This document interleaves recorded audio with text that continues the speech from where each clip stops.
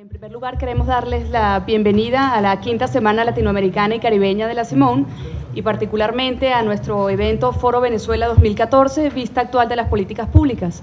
Es un evento organizado por el Centro de Estudios Estratégicos y por el Instituto de Altos Estudios de América Latina.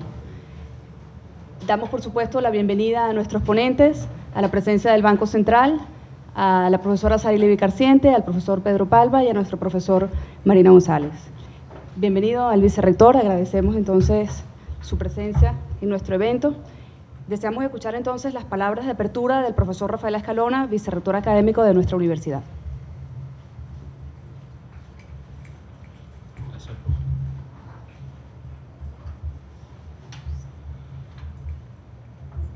Muy buenos días a todos.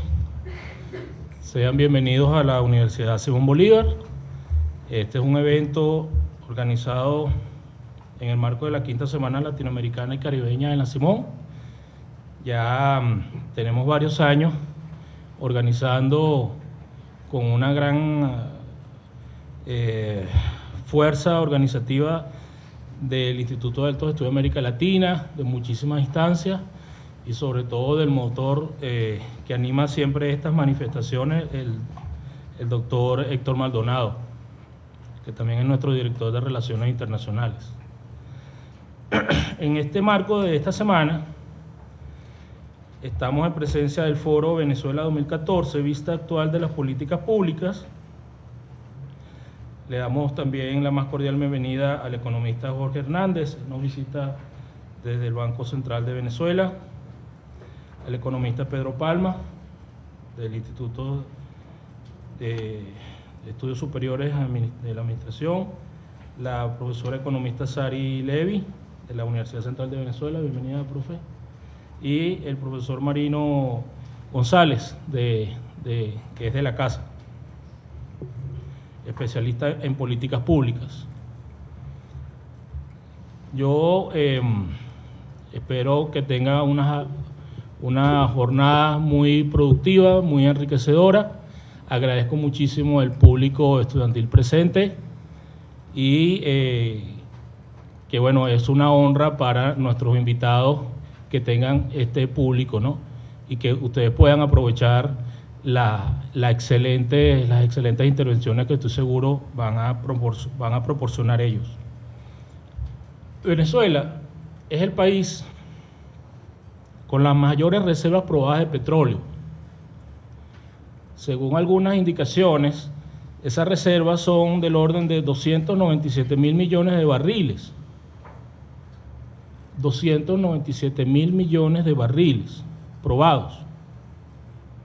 A pesar de ello, y tal vez debido a ello, hoy por hoy la economía venezolana, según muchos indicadores macroeconómicos y microeconómicos, algunos analistas dicen que está en caída libre. Otros dicen que hay una coyuntura muy difícil en la economía venezolana. Obviamente es un problema cuyas raíces son hondas, son profundas y no se limitan a la disminución actual de los precios del crudo. Es un problema que tiene años, con muchos factores, muchas causas, y están confluyendo para tener estos efectos.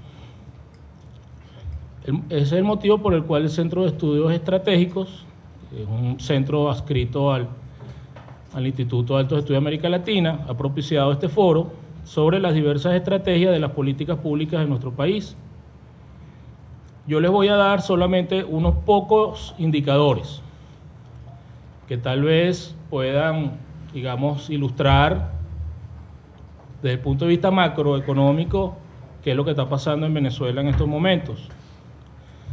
La producción petrolera de nuestro país está declinando desde el año 2000 de manera constante, continua.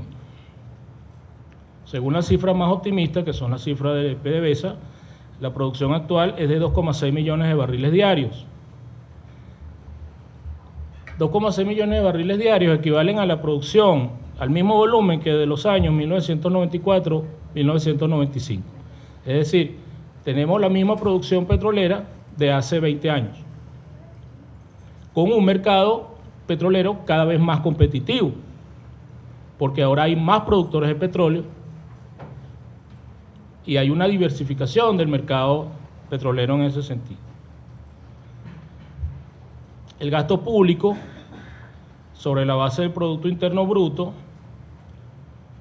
el gasto público es el más alto de América Latina. 51,3% del PIB para el año 2012, según numeritos de la Comisión de Economía y Finanzas para América Latina y el Caribe, CEPAL. La deuda pública externa sigue creciendo. Para el año pasado, según la fuente del Banco Central de Venezuela, era de 606.000 millones de dólares norteamericanos. También, según la fuente del Banco Central de Venezuela, y después de muchas fluctuaciones durante 4 décadas, el Producto Interno Bruto per cápita, es decir, por habitante, para el año 2010 es prácticamente el mismo que para el año 1974. Es decir, lo cual pone seriamente en cuestionamiento esa leyenda urbana, ese mito de que Venezuela es un país rico. Nosotros tenemos la misma riqueza por habitante que de hace 4 décadas atrás. Y finalmente, y esto es una percepción mía particular como académico, como universitario, no sé dónde están las prioridades del actual gobierno en materia de políticas públicas. No soy especialista, pero de algo sí estoy seguro, de que esa prioridad no está en educación y de que no está en educación universitaria. Los gastos en armamento y seguridad y defensa, según cifras de la Federación Rusa hacia América Latina, de todas las compras, de todas las ventas que ha hecho la Federación Rusa hacia América Latina, el 75% de esas compras son de Venezuela. Y el estimado de una década, según las cifras del mayor consorcio exportador de armamentos y seguridad y defensa, es de 11.000 millones de dólares. ¿Ok? Eso es el 10% de la deuda externa venezolana, por ejemplo. Así que pues, con estas palabras,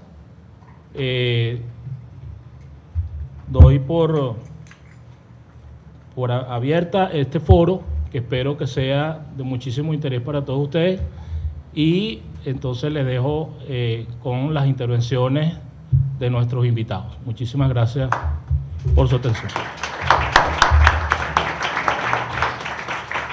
Agradecemos entonces a nuestro profesor Rafael Escalona. Nuestro moderador será el director del Centro de Estudios Estratégicos, el profesor Klaus Jaffe. Vamos a dar inicio entonces a la primera presentación, el profesor Jorge Hernández, del Banco Central de Venezuela. Claro.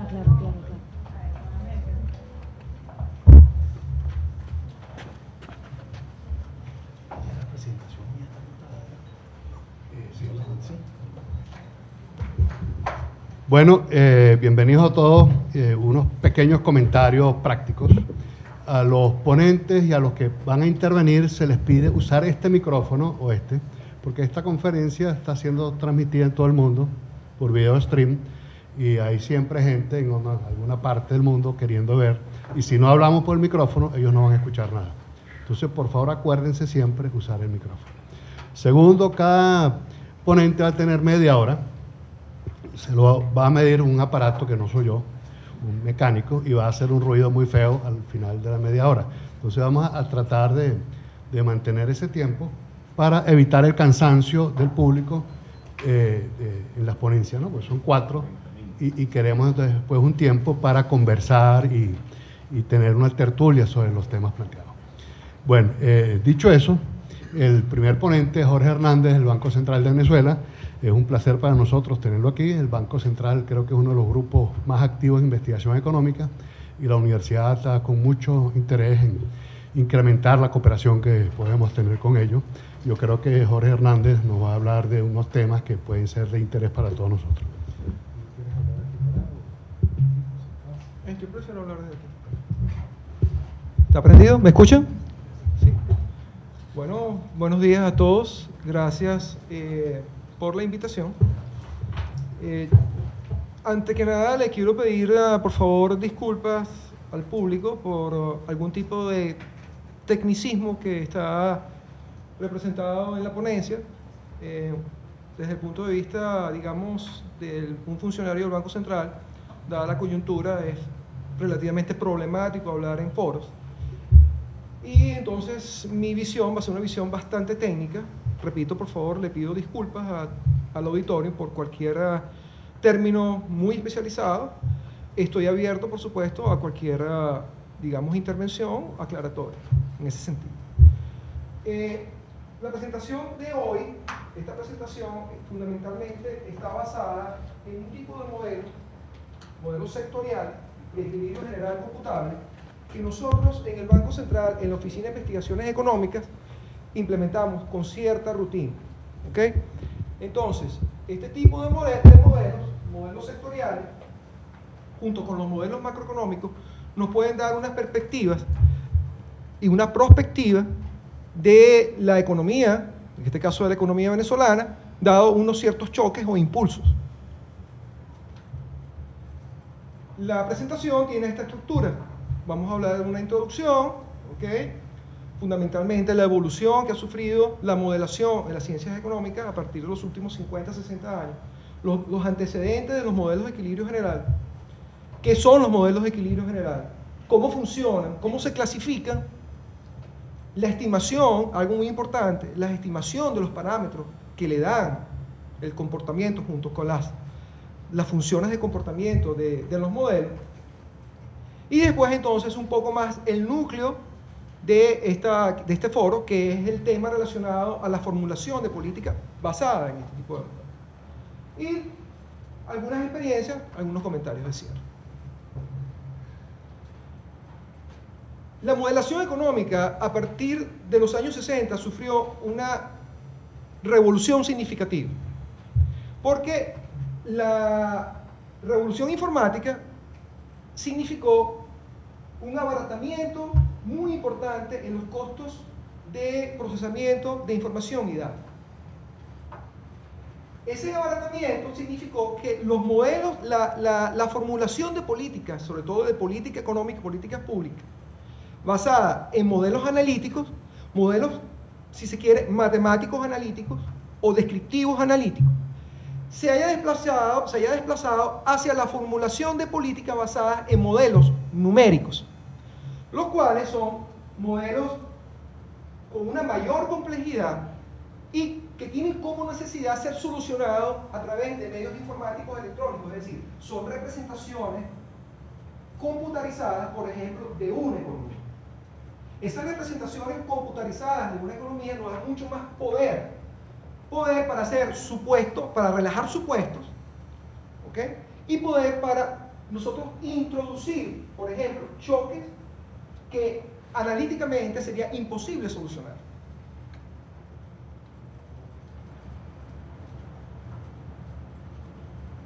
Esto nos lleva a decir de que nosotros los economistas, por lo menos los economistas del Banco Central de Venezuela, no desestimamos los modelos analíticos. Los modelos analíticos siguen siendo modelos muy útiles y modelos muy importantes para la explicación de una realidad. Y ciertamente los modelos analíticos nutren la interpretación de esos modelos numéricos. ¿Okay? Pero hay una diferencia entre los dos. Los modelos analíticos se solucionan fundamentalmente matemáticamente, mientras que los modelos numéricos se solucionan vía simulación computacional. Es una diferencia importante. Obviamente, la formulación y diseño de políticas públicas se nutren más, de ahí el grosor de la flecha, se nutren más de los modelos numéricos o modelos aplicados que de los modelos analíticos. Sin embargo, algunos modelos analíticos, llamados los modelos estilizados, son solucionados también vía computación. porque son modelos que de alguna manera nos permiten ilustrar algún tipo de impacto que puedan tener unos supuestos teóricos dentro de la solución de un problema de política. ¿Cuáles son los antecedentes? Vamos a entrar ahora propiamente a el tema de los modelos de equilibrio general computable, que en sus siglas de inglés se llama CGE, Computable General Equilibrium Model. ¿Cuáles son esos antecedentes? Primero hay un basamento teórico muy importante que son los modelos, o la teoría de Leon Warras, teoría de equilibrio general, y también algunos teoremas, y hoy en día más que teoremas son axiomas, de los profesores Arrow de Brooke. A su vez, hay unos antecedentes empíricos importantes. Los modelos de insumo producto del profesor Leontief son significativamente los grandes generadores, digamos, de historia empírica en cuanto a los modelos computables. Y hay un antecedente directo, que es el modelo de equilibrio general creado por el profesor Leif Johansen, profesor noruego, 1960, donde él modeló la economía noruega para responder a problemas de crecimiento de la economía noruega en los años 60. Esto nos trae, inclusive voy a hacer aquí un paréntesis, esto nos trae a colación en relación a Noruega y Venezuela, como todos sabemos, son ambos países petroleros. ¿Okay? Sin embargo, las condiciones iniciales de la explotación petrolera y la circulación de la renta petrolera en Venezuela y Noruega son significativamente distintas. Y eso explica por qué en Venezuela no podemos implementar tan fácilmente un modelo noruego de repartición de la renta petrolera.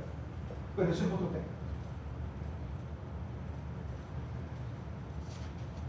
Bien, desde un punto de vista, si se quiere, muy pedestre, muy poco formal, los modelos de equilibrio general son una representación, si se quiere, computarizada de una economía. Si tú tienes una economía computarizada, tú puedes experimentar con ella y a un muy bajo costo. Desde un punto de vista un poco más formal, un modelo de equilibrio general no es otra cosa que un sistema de ecuaciones que se resuelve simultáneamente por un vector de precios y un vector de calidad. ¿Okay? Suena simple y relativamente lo es en comparación con algunos modelos físicos.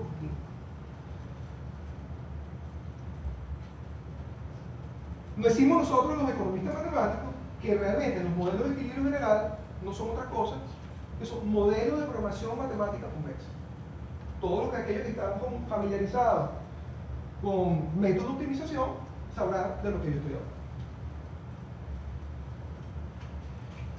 Este es, digamos, un sketch del modelo de equilibrio general que nosotros tenemos en el Banco Central de Venezuela. Esto a manera, digamos, de información. Por ejemplo, tenemos las condiciones de primer orden del productor. Esas condiciones de primer orden del productor tienen la forma, digamos, unas formas funcionales que se introducen directamente dentro del software de optimización.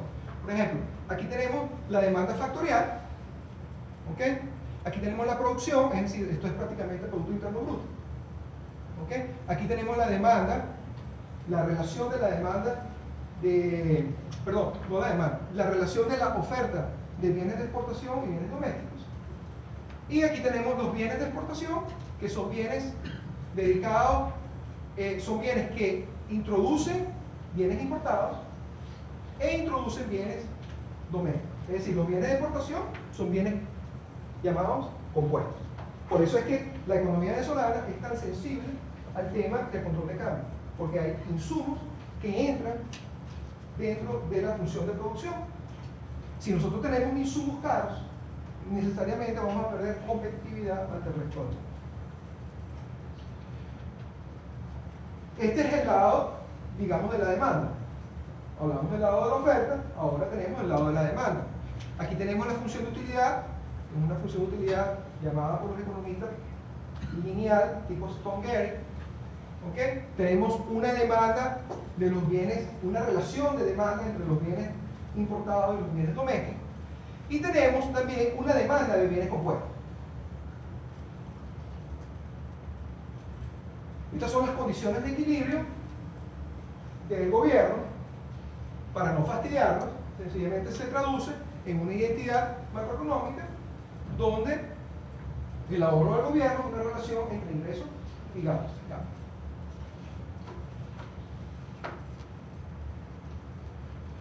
Tenemos a su vez las condiciones de equilibrio de los mercados de bienes y servicios y las condiciones de equilibrio también de los mercados factoriales. ¿Okay? En este caso, las condiciones de equilibrio también del sector externo. En este caso estamos hablando de las condiciones de equilibrio muy particularmente del sector externo. Por ejemplo, estos son los precios de importación que están sujetos a un tipo de cambio, que están sujetos a una renta que se pueda generar por ejemplo, cuotas de importación, que están sujetos, por ejemplo, a los derechos aduaneros, es decir, los aranceles. Y en el caso de las exportaciones, tenemos la misma forma funcional, con la diferencia de que en este caso tenemos impuestos a las exportaciones, en el caso que lo hubiese. Esta es la cuenta corriente de la balanza de pago. Y estas son las condiciones de equilibrio del mercado factorial, fundamentalmente del mercado de trabajo. ¿Okay? Los que están familiarizados con la literatura económica, por ejemplo, esta ecuación que está aquí, no es otra cosa que una curva de Phillips. En la curva de Phillips tenemos una relación entre producto y influencia.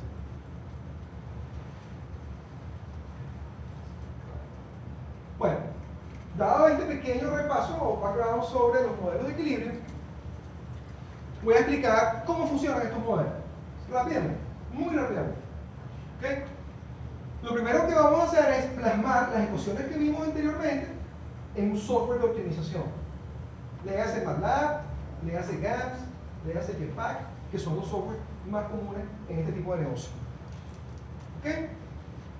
Este tipo de ecuaciones de comportamiento generalmente son las condiciones de primer orden dado un proceso de optimización. ¿Qué hacemos después? Vamos a especificar el conjunto de parámetros que alimentan el modelo. Tenemos dos tipos de parámetros en estos modelos. Unos parámetros de comportamiento que son las llamadas elasticidades, las cuales se estiman fundamentalmente desde el punto de vista econométrico, bien sea por econometría clásica o econometría bayesiana. Y tenemos también un conjunto de parámetros que fundamentalmente son parámetros de escala y proporciones. Los parámetros de escala y proporciones, nosotros hacemos un procedimiento para su estimación, que es el procedimiento llamado calibración, que es la forma, digamos, más expedita de poderlo calcular o estimar. También se pueden estimar estos parámetros vía econométrica, pero tendríamos que tener una serie temporal de matrices de insumo producto o matrices de contabilidad social, que son, digamos, la base empírica de estos modelos de equilibrio general computable. Es decir, estos modelos de equilibrio general computable, empíricamente, se basan en una representación de la economía para un año base determinado. Y esa, por ejemplo, para el caso de Venezuela, es una matriz con base 97, con la estructura económica 97 del año 2005. Por ejemplo, esta es lo que llamamos una macrosan, es decir, una matriz de contabilidad social muy agregada. Y esa matriz de contabilidad social nos permite, por ejemplo, nosotros inicializar el modelo para generar equilibrios base, a su vez chocar la economía y poder comparar en un ejercicio, por ejemplo, de práctica comparativa, los nuevos equilibrios en relación a los equilibrios anteriores, o los equilibrios de la economía en el benchmark. ¿Qué se hace después? Después se hace algo muy, si se quiere, importante para el análisis de las políticas públicas. Eso es nada más y nada menos que el cierre macroeconómico. Es decir, partiendo del cierre macroeconómico que nosotros escojamos, vamos a dar una cierta respuesta a las preguntas de políticas públicas que se formulan. Por ejemplo, si yo en el modelo digo, yo quiero que el modelo me diga a mí cuánto desempleo voy a tener, dado, por ejemplo, una política de incremento de los salarios mínimos. Entonces yo sé que ahí yo debo tener un cierre macroeconómico tipo keynesiano. Y eso me va a permitir a mí dar una respuesta a la pregunta de políticas públicas que me está pidiendo el hacedor de política. Esos cierres macroeconómicos están reflejados en el conjunto de variables exógenas que el modelo debe asumir. ¿Cómo funcionan este tipo de modelos? Relativamente fácil. ¿Okay? Lo primero que debemos hacer es, si tenemos una matriz de contabilidad social o tenemos una matriz insumo-producto, que es la representación de la economía en un año base, entonces lo primero que debemos hacer es saber si el modelo me reproduce con cierta fidelidad ese año base. Si el modelo es capaz de reproducir ese año base, entonces quiero decir que yo estoy en un lugar seguro para poder implementar cualquier choque de política a esa economía.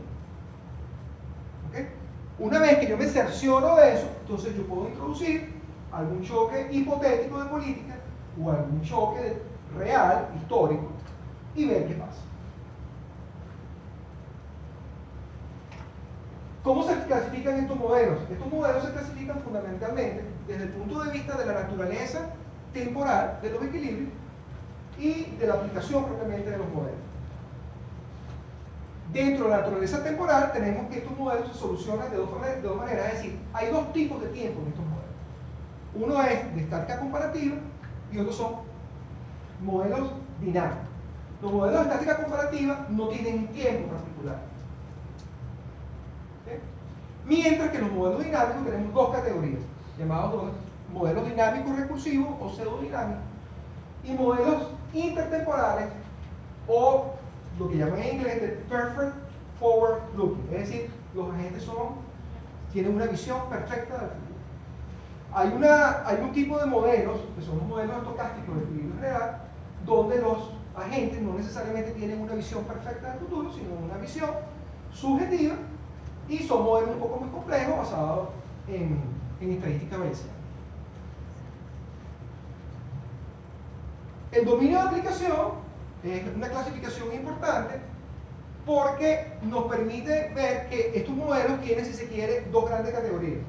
Unos modelos muy apegados a la escuela neoclásica, ¿okay? Que son modelos de precios relativos, y unos modelos más apegados a problemas, si se quieren, estructurales de una economía. Por eso le llamamos modelos estructurales. En estos modelos estructurales podemos tener magnitudes nominales dentro de la modelación. ¿Okay? Esto es algo relativo. ¿Cómo voy con el tiempo? Muy bien. Esto es lo relativo a la estimación de los parámetros, lo cual no es nada trivial. Muy importante la estimación de los parámetros. ¿Okay? Dijimos que las proporciones y los parámetros de escala se calibran y se calculan, por ejemplo, a través de la matriz de contabilidad social, y las elasticidades nos vemos obligados a utilizar métodos estadísticos, es decir, métodos econométricos. La variación se hace de dos maneras, en función del tipo de pregunta que yo tengo. Si yo quiero hacer un análisis contrafactual o hipotético, necesariamente yo debería validar este tipo de modelos a través de análisis de sensibilidad. Porque yo no estoy interesado realmente en reproducir una realidad, lo que estoy interesado es en responder a algún asunto de política hipotética y entonces alertar en función de oportunidades o amenazas puntuales, dadas unas preguntas. Ahora, si yo lo que quiero es responder algún tipo de pregunta relacionado, ¿okay?, a aspectos predictivos, es decir, lo que yo quiero es predecir que puede pasar en un futuro, allí tendría que necesariamente correr los modelos, incorporando la mayor cantidad de variables exógenas al modelo, y entonces tratar de validar los resultados del modelo en función de la experiencia, de la realidad, de la experiencia histórica, que finalmente, parafraseando al profesor Milton Friedman, la realidad histórica es el último test al cual nosotros debemos someter cualquier modelo, cualquier teoría. En este tipo de modelos tenemos una clasificación también, digamos, por formulación de escenario y por predicción, que es un poco lo que yo he dicho. ¿Okay? En la formulación de escenario, repito, lo que nos interesa es, fundamentalmente, es señalar, subrayar los nexos causales que hay entre variables que me pueden explicar a mí el comportamiento de la economía dado algún tipo de choque exógeno hipotético que yo le pueda introducir al modelo. Es una pregunta que se hace el policy maker. Dice, ¿qué pasaría si? Entonces, yo le respondería, en base a este modelo, el modelo que me dice, si esto sucede, esto otro pudiera suceder. La alternativa es lo que he comentado en relación al uso predictivo de este tipo de instrumentos o de herramientas. Los modelos contrafactuales, o los hipotéticos, generalmente deberían estar vinculados al debate público. Deberían. ¿Okay? Fundamentalmente, estos modelos nos dicen, por ejemplo, qué sectores pueden ganar, qué sectores pueden perder. Generalmente, ante toda política pública, hay ganadores y perdedores. Eso siempre hay que tenerlo claro. ¿Okay? Por ejemplo, ¿cuál sería el efecto neto sobre el bienestar de las industrias si tú te zumbas a un tratado de comercio, de libre comercio, por ejemplo, tipo Mercosur? Un tratado de integración comercial. ¿Qué pasaría?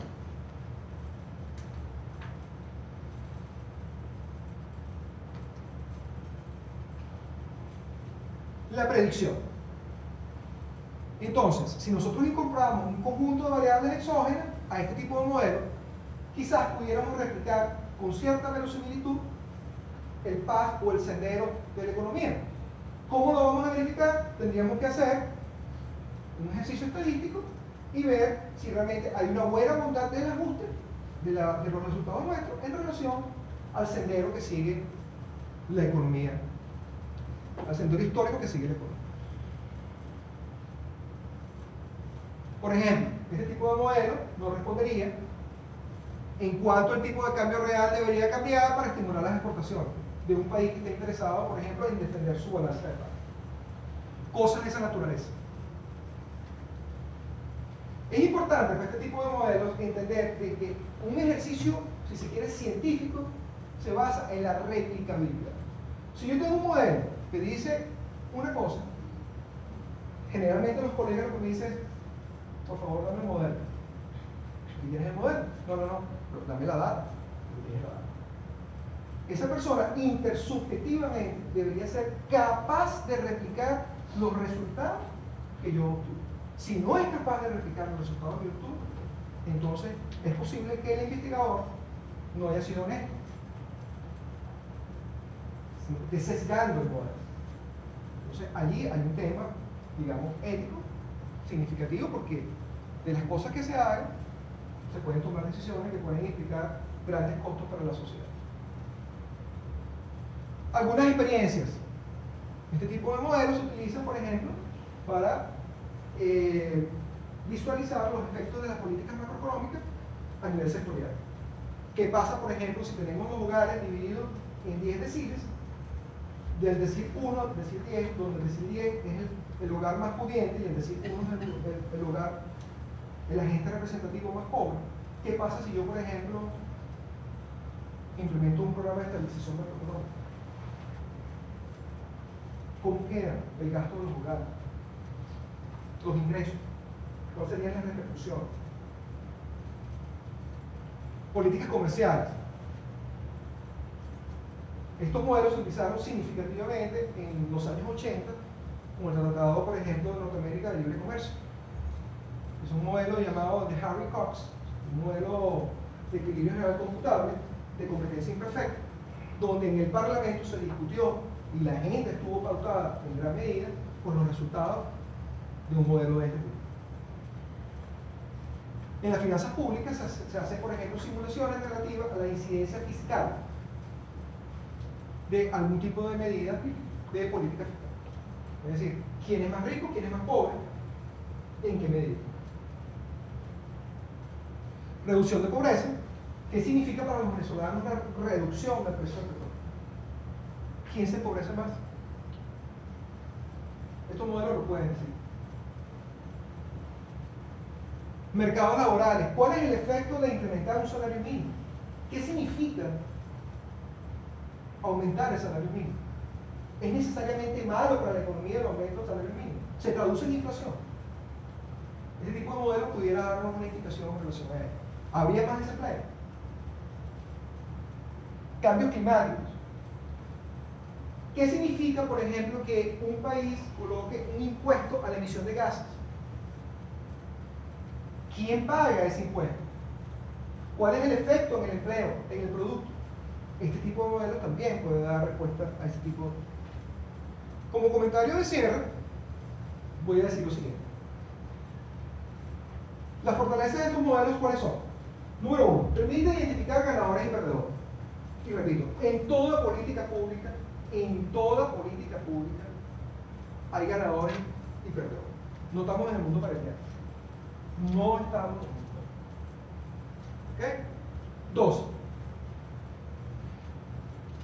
el uso depende mucho de la accesibilidad de los resultados y de la manera como se comunica. Y es quizás gracioso decirlo, lo que estoy diciendo de la manera como se comunica, puesto que yo estoy dando una presentación a un público de no economistas, una presentación bastante técnica. Pero eso es por razones, digamos, que escapan en voluntad, si se quiere. Y lo otro es que este tipo de modelos son modelos, lo que llamamos profundamente estructurados. Es decir, en la conversación que tuve informal con la profesora Ley, estábamos hablando de que los agentes cambian con cierta frecuencia y digamos con mucha frecuencia sus preferencias.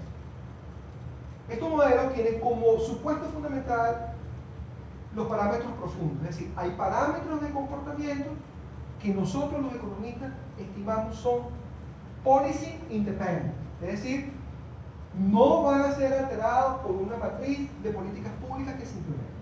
Eso nos trae a los que están de alguna manera familiarizados con la literatura económica la crítica de Lucas.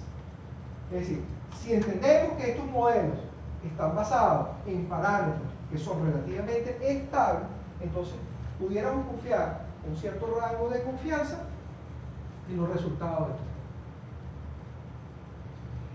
Y voy ahora a recalcar un aspecto de limitación.